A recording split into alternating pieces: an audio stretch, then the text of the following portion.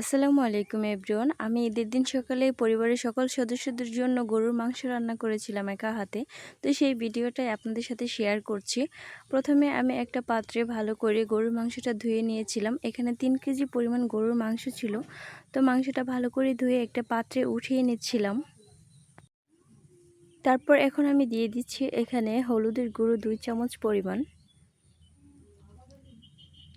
দিয়ে দেব মরিচের গুঁড়ো 4 চামচ পরিমাণ, এখানে দিয়ে দিব ধনিয়ার গুঁড়ো 2 চামচ পরিমাণ, দিয়ে দিব 2 চামচ পরিমাণ লবণ,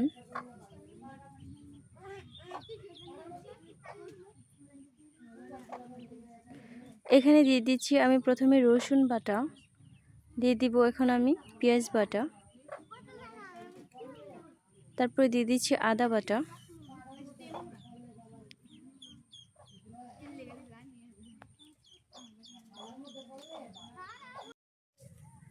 এখানে 2-4টা দিয়ে দিচ্ছি তেজপাতা, তারপর দিয়ে দিচ্ছি খাল, দারচিনি, এলাচ,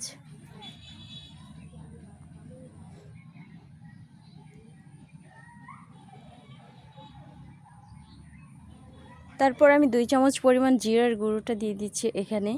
তারপর হচ্ছে ভালো করে হাতের সাহায্যে মাখিয়ে নিতে হবে। তো আমি একটু সময় ধরে হাতের সাহায্যে ভালো করে মাংসটার সাথে মশলাটা মিশিয়ে নিচ্ছি, যেন মশলাটা মাংসের সাথে ভালো করে মিশে যায়।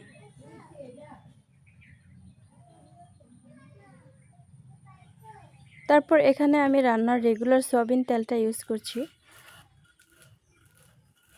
তো পরিমাপ মতো রান্নার রেগুলার সয়াবিন তেলটা দিয়ে দিচ্ছি আমি এখানে, দিয়ে আরেকটুখানি ভালো করে মাংসের সাথে তেলটাকে মিশিয়ে নিব। মাংসটাকে ভালো করে মাখিয়ে নিলে কিন্তু মাংসের স্বাদটা অনেকটুকুই বেড়ে যায়। তারপর এই তো মাখিয়ে নেওয়ার পর আমি এখানে পরিমাপ মতো ঝোলটা দিয়ে দিচ্ছি। তো পরিমাপ মতো ঝোলটা দেওয়ার পর আমি একটা মাটির চুলায় বসিয়ে দিব। তো ফিরে আসলাম কিছুক্ষণ পর, এদিকে তরকারিতে বলক চলে আসছে। তো আমি তরকারির ঝোলটাকে একটু শুকিয়ে নিব, অতটা ঝোল রাখবো না। আর ঈদের দিনে আমার ভাস্তিটাকে আমি সুন্দর করে শাড়ি পরে সাজিয়েছিলাম। এদিকে আমার ছাগলটাকে আমি একটু ভিডিও করে নিলাম।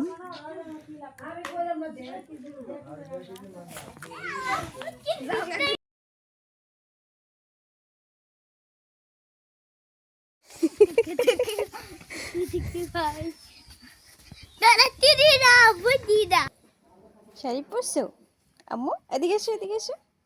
এমনি হাঁটে, সুন্দর করে হাঁটো, সুন্দর করে হাঁটো। সোজা ওদিকে যাও, ওদিকে যাও, আবার ওদিকে যাও, সামনের দিকে যাও, আস্তে আস্তে আস্তে আস্তে আস্তে আস্তে। তুমি টানো কেন?